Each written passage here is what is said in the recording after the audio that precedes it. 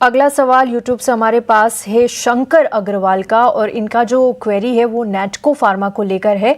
20 की क्वांटिटी में शेयर्स है और 900 का इनका खरीद प्राइस है। देखिए आज फार्मा शेयरों पर भी काफ़ी दबाव था, जिसके चलते यहाँ पर करीब आसपास 4% के आसपास की गिरावट रही।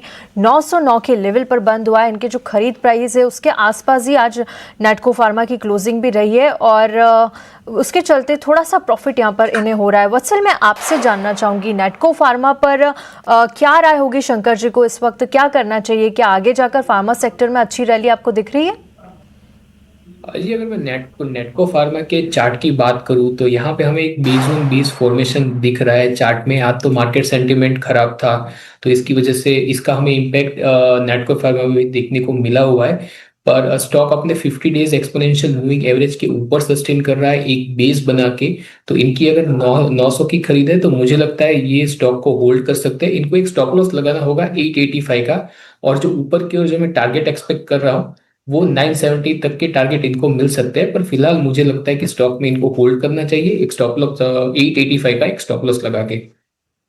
ठीक है, 885 के एक स्टॉप लॉस के साथ आप इसमें बने रह सकते हो, और आगे जाकर 975 के आई थिंक लेवल्स यहाँ पर वत्सल सुझा रहे आते हुए नेटको फार्मा में।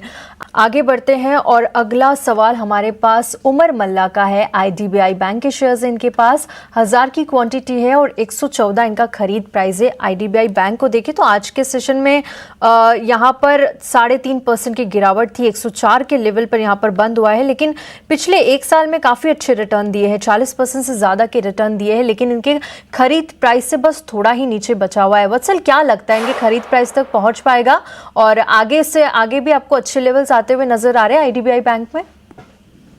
तो अगर मैं आईडीबीआई बैंक के चार्ट की बात करूं तो हमें रिसेंट सेशंस में ही स्टॉक में एक अच्छा खासा ब्रेकआउट देखने को मिला था। स्टॉक अपने सेम स्टॉक अपने 20 फॉर्मेशन और एक कप एंड हैंडल पैटर्न भी हमें इन हैंडल पैटर्न भी फॉर्मेशन हमें स्टॉक में दिख रहा है। स्टॉक अपने 50 डेज एक्सपोनेंशियल मूविंग एवरेज के ऊपर सस्टेन कर रहा है। पर सेम मार्केट सेंटीमेंट खराब होने की वजह से उसका इम्पैक्ट हमें मिड कैप में भी, आज सेंटीमेंट बहुत खराब था तो उसका हमें इम्पैक्ट इस स्टॉक में भी देखने को मिला है। पर मुझे लगता है कि स्टॉक को होल्ड किया जा सकता है। 100 का एक स्ट्रिक्ट स्टॉप लॉस लगाना होगा कि तो 100 के एक स्टॉप लॉस के साथ स्टॉक में होल्ड किया जा सकता है। अगर स्टॉक यहाँ से रिबाउंड करता है तो उनको उनके लेवल्स देखने को मिल सकते हैं, और आगे और अच्छे लेवल्स जैसे 130 के लेवल्स भी हमें देखने को मिल सकते हैं। पर इनको एक स्टॉप लॉस स्ट्रिक्ट रखना होगा 100 का। एक स्ट्रिक्ट एसएल तो आपको लगाना पड़ेगा आईडीबीआई बैंक में। उसी के बाद आप देखेंगे अगर ये रिकवर करता है तो 120 तक के लेवल्स भी आते हुए नजर आएंगे। फिलहाल होल्ड की सलाह है आपको। आगे बढ़ते हैं और लेकेश अग्रवाल का सवाल है हमारे पास। वर्लपूल के इनके पास शेयर है और 129 शेयरों की संख्या है, 931 इनका खरीद प्राइस है, और आज 863 की क्लोजिंग दी है, करीब 1% से ज़्यादा की गिरावट, और 8733 के लेवल पर ये देख रहे हैं इन्हें इतना नुकसान होता हुआ नज़र आ रहा है। वत्सल, वर्लपूल पर क्या राय होगी आपकी? क्या अब जब हम देखेंगे समर सीजन आएगा तो अच्छी मांग यहाँ पर वर्लपूल में आती हुई दिखेगी? क्या इस शेयर पर भी इम्पैक्ट नज़र आ रहा है आगे आने वाले दिनों में? वर्लपूल के चार्ट स्ट्रक्चर की बात करूँ तो चार्ट स्ट्रक्चर तो मुझे वर्लपूल का बहुत ही वीक लग रहा है। स्टॉक ने अपना जो एक सपोर्ट जोन था जो 920 का था, जो एक बहुत स्ट्रांग सपोर्ट जोन था, वहां उस सपोर्ट जोन के को ब्रीच करके उसके नीचे स्टॉक ट्रेड कर रहा है। तो मुझे लगता है कि स्टॉक का एक सपोर्ट बन रहा है 850 के लेवल्स के।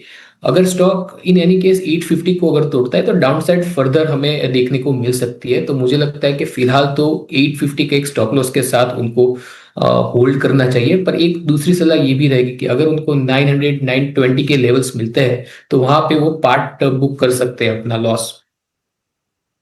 फिलहाल 850 के एसएल के साथ आप बने रहिए, और आगे अगर 920 के भी ऊपर लेवल्स आपको दिखते हैं तो वहाँ पर आप अपना प्रॉफिट निकाल सकते हैं। आगे बढ़ते हैं और हमारे पास जो अगला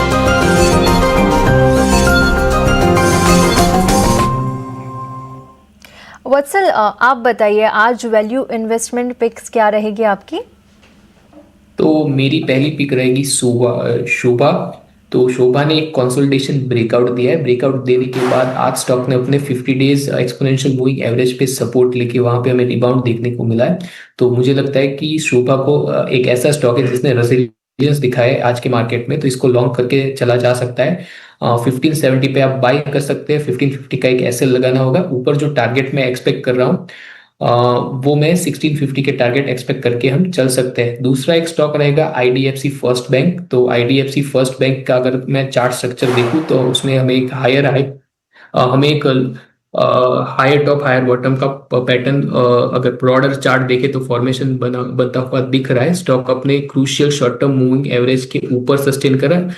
इनफैक्ट उसको as a wall of support मान के चल रहा है। तो स्टॉक में स्ट्रेंथ दिख रही है। तो उस स्टॉक को आईडीएफसी फर्स्ट बैंक को 86 के लेवल पे बाय करके चला जा सकता है। नीचे आपको एक स्टॉप लॉस लगाना होगा 84 का। ऊपर जो टारगेट मैं एक्सपेक्ट कर रहा हूँ वो 91 के टारगेट एक्सपेक्ट कर रहा हूँ। तीसरा एक स्टॉक रहेगा डिक्सन टेक्नोलॉजी।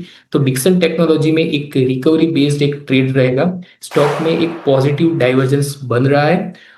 स्टॉक ने अगर आर्ली चार्ट की बात करें तो 20 एसएमए के ऊपर स्टॉक ने क्लोजिंग दी है। तो मुझे लगता है स्टॉक में एक रिकवरी आ सकती है towards it's 20 days exponential moving average that is placed at 12,500 levels. तो मुझे लगता है स्टॉक को 11,980 पे बाय करके चला जा सकता है। एक स्टॉप लॉस आपको लगाना होगा 11,600 का। ऊपर जो टारगेट मैं एक्सपेक्ट कर रहा हूँ इन शॉर्ट टर्म इज 12,500। कि यहाँ पर 3 स्टॉक्स पर आपने बाई की रिकमेंड किया है। सबसे पहले शोभा की बात करें तो 1570 के लेवल पर खरीदारी करके चलिए। कैसे लगाइए 1515 का टारगेट्स यहाँ पर 1650 के आपको आते हुए नजर आएंगे। इसके अलावा आईडीएफसी फर्स्ट बैंक 86 के लेवल पर खरीदारी करके रखिए। एक एसएल लगाइए 84 का और टारगेट्स यहाँ पर आपको 91 के आते हुए मिलेंगे। डिक्सन पर भी खरीदारी की ही राय यहाँ पर वत्सल ने सुझाई है। 11,980 के लेवल पर खरीद के रखिए।